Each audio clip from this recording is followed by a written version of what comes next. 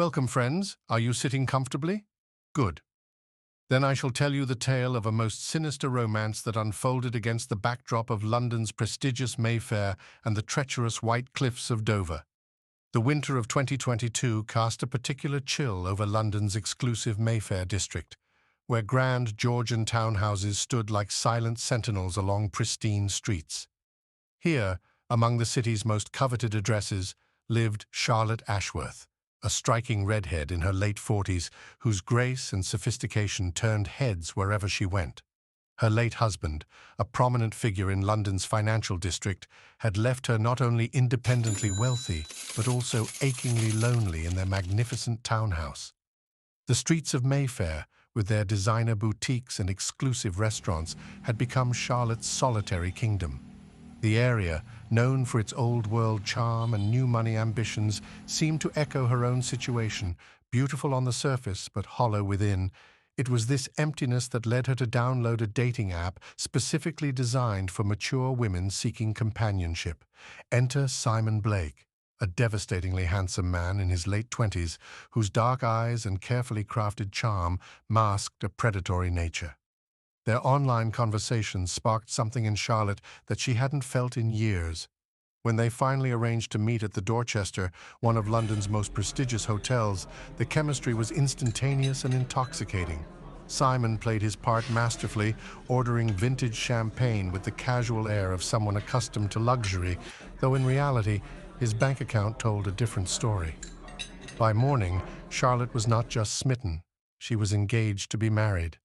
The whirlwind romance swept through Mayfair society like wildfire, raising eyebrows but never enough concern to reach Charlotte's ears.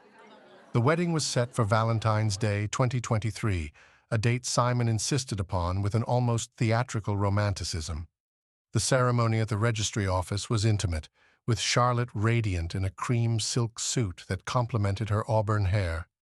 Their destination was a grand country manor hotel perched precariously close to the white cliffs of Dover, where the chalk faces dropped dramatically into the churning English Channel below. The hotel, a Victorian masterpiece of Gothic architecture, stood like a warning against the grey February sky. Inside their honeymoon suite, a dozen blood-red roses waited, their perfume heavy in the air. The staff, professional and discreet, served them a romantic dinner in the oak-paneled restaurant, where Simon kept Charlotte's crystal wine glass perpetually full. As the full moon rose over the channel, Simon suggested a romantic midnight walk along the cliffs. The night air was bitter cold, but Charlotte, wrapped in her silk nightgown and robe, was warm with wine and love. The next morning, Simon's performance at the reception desk was Oscar-worthy, the distraught husband, frantic with worry. When they found her body on the rocks below, it lay broken like a discarded doll, her nightclothes fluttering in the salty breeze. The detective, a veteran of 20 years, felt in his bones that something was wrong, but Simon's alibi was watertight. The night porter confirmed his presence at the bar all evening. A year passed, and Simon burned through Charlotte's fortune like a man possessed.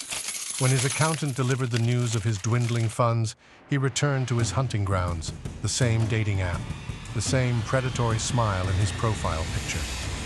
Rebecca, another wealthy widow, fell into his web just as Charlotte had before her. In an act of supreme arrogance, or perhaps compulsion, Simon booked the same hotel, the same suite, even ordered the same dozen roses. The staff exchanged knowing glances as they watched history begin to repeat itself. But fate, it seems, had other plans.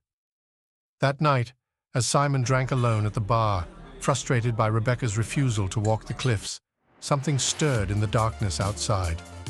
The next morning, it was Simon's body they found on the rocks, arranged with eerie precision in the exact spot where Charlotte had lain.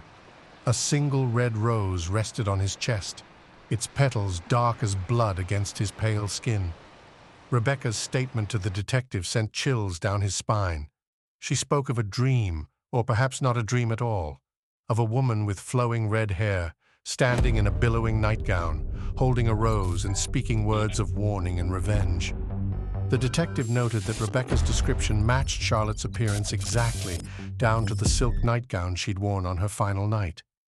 They say that on Valentine's Day, when the moon is full and the sea mist rolls in from the channel, you can sometimes see a figure in white walking the cliffs. In her hand, she carries a single red rose, and her hair flames red against the chalk-white cliffs. An eternal reminder that some Valentines are written not in love, but in vengeance. Thank you for watching. If you enjoyed this video, don't forget to like, comment, and subscribe for more.